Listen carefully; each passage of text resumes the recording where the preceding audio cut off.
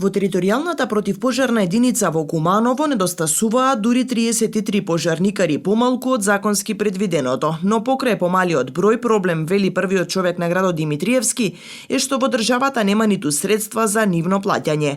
Појаснува, иако државата е должна да обезбеди целосни средства, тие предвидуваат само 50% од вкупниот износ на ниво на земјава. За останатите средства општините сами се снаоѓаат. Не само во Куманово, во цела држава недостасуваат според законските стандарди голем број на пожарникари. Уште поголем проблем е што во целата држава недостасуваат средства за плаќање на пожарникарите. Вчера имавме комисија за финансирање при ЗЕЛС, на која што присуствуваа представници од различни министерства.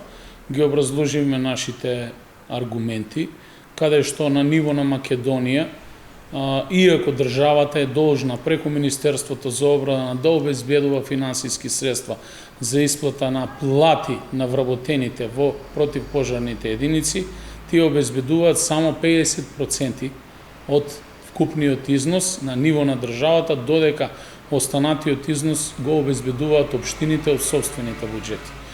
Во општина Куманово состојбата е уште полоша. Ние за оваа година имаме некаде на располагање околу неполни 17 милиони денари за плати кои што ни се трансферираат од страна на државниот буџет, додека од сопствен буџет имаме обезбедено некаде до 38 милиони денари за плати. Што тоа значи за нас? Наместо парите да ги трошиме во дел на реализација на инфраструктурни проекти и да реализираме капитални инвестиции за градот, согласно ваквиот начин на уредување на противпожарните единици кои што се неминовни, тие средства ние ги трошиме за исплата на плати и надомест за делегирани надлежности.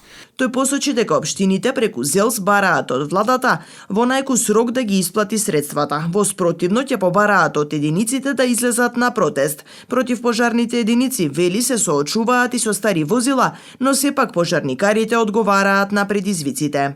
Ние оваа го бараме подолг временски период, повеќе од 4 години. Правевме различни анализи, староста на возилата, опременоста на самите противпожарни единици е во исклучително лоша состојба, но како и да е, јас им честитам на нашите пожарникари кои што ревносно се справуваат со сите предизвици. За ваша информација, општина Куманово беше една од ретките општини кои што инвестираше во основна опрема на пожарникарите. Последните униформи кои што ги имаа купено беа од период 2000-2001. Ги опремивме со униформи комплетно, дополнително купивме и дополнителна опрема за лична заштита на пожарникарите и одредени возила, како во случајов теренско возило во Куманово, иако добивме одредена помош од Дирекцијата за заштита и спасување на одредени возила, сепак сметаме дека тие набавки се централизирани и истите не соодействуваат со реалните потреби.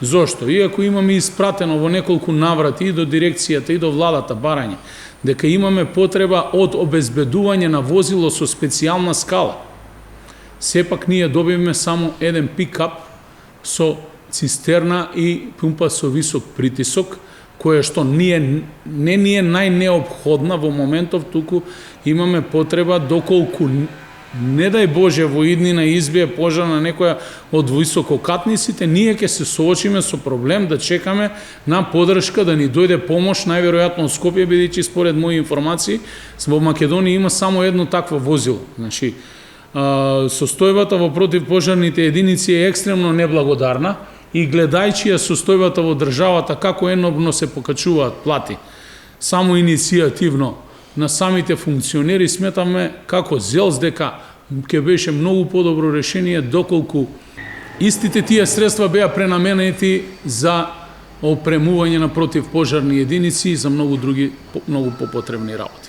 Јас сакам овде да истакнам дека следува летен период во фаза на бујна вегетација, каде што, почнувајќи од почетокот на месец јули, па до завршување на месецот септември, Македонија ќе биде на цела нејзина територија многу подложна за евентуални опожарувања И апелирам до државата, особено до Центарот за управување со кризи и Дирекцијата за заштита и спасување, да изготват посебна стратегија како ќе се делува во следниот период, видејќи сепак оваа бујна вегетација, како што гледате, имаме сериозни проблеми во градот да ги искосиме зелените површини кои што се составен дел на годишната програма за работа, бидејќи со тој човечки капацитет, ресурс, тој финансиски потенцијал со кој што располага и општината и јавното претпријатие, немаме ниту можности да ангажираме дополнителни луѓе. А замислете каква е состојбата